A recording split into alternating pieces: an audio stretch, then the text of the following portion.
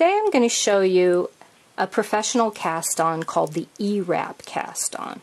And in order to do that, I've pushed the needles that I want to be active. I'm using 10-0-10 forward. Actually, that wasn't exactly 10-0-10. All the way to E position. Okay, so they're all the way out as far as they can get. And I'm taking my yarn right from the yarn feed, right from the tension arm, and it is not yet in the carriage. My carriage is all the way to the right, waiting for me to thread it after I've cast on. I'm going to hold on to the end of the yarn, right, and which we call the tail. And I'm going to ewrap using the feed of the yarn. So I'm going to allow my tail of my yarn to hang under my hand to the left, and I'm going to start the ewrap, which is just like writing a script E on those needles all the way across. So I'm going to start holding my yarn so that it goes between the first two needles to the left, and I'm going to write a script E with that yarn. As I come up, I like to hold onto my yarn underneath, and I'm going to again come up between the next two needles and wrap just like an E once more. And I'm going to continuously work on that E wrap all the way across my needles. Now, as you cast on like this, you want to make sure that you're not holding your yarn too tight or too loose, and you want to make sure that you catch every needle. You don't want to have a hole in your cast on, of course. So you want to go in between every needle. I find it's easy if all of your latches are open, but I don't have all of my latches open, and it seems to be working just fine.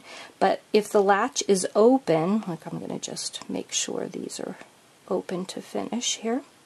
If your latch is open, you can kind of catch the yarn as you ewrap along the hook, and then just push it back toward the pegs. You want to continuously push your yarn back toward the pegs so it's ready for your knitting once you're finished ewrapping all the way across. Remember, for demo purposes, I'm only ewrapping 10-0-10, but in general, you'll probably be using something more like 25-0-25 or anything more than that. Now I'm going to bring my carriage close, about an inch away from my cast on, and I'm going to place my yarn in the A position, in the A gate of my carriage, and I'm ready to start knitting. This cast on is a nice finish. It's a nice even finish. So I'm going to hold on to, I like to hold my thumbnail right onto that first couple of ewraps so that when it goes across, it definitely catches. And after that first row of stitching, I want to make sure I remember to bring all of my needles back out to E position. When I bring them back out to E position, it helps, we're kind of babying it a little bit, it helps the carriage to recognize all of the stitches, and it's going to really evenly knit them. And I do that for the first 4 rows or courses.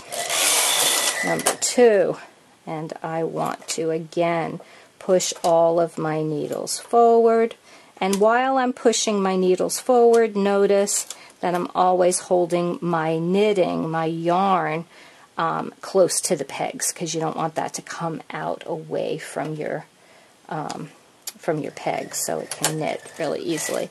Again, I'm holding right down at the needles. Sometimes I pull on that tail a little bit to make sure that it stays really nice and close. And that was the 3rd row, and now the 4th row, and I am cast on. Now I'm going to just knit about, let's say 60 courses.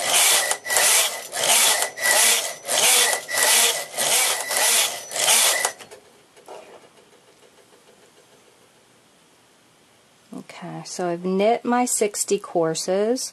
I have a nice finish where my ewrap was, and now I want to also professionally finish the cast off. So I'm going to use the crochet off method. And to do that, I'm going to move my carriage all the way to the right, take my yarn out of the gate, out of the carriage, and I want to move all of my needles into E position before I get started with the crochet off.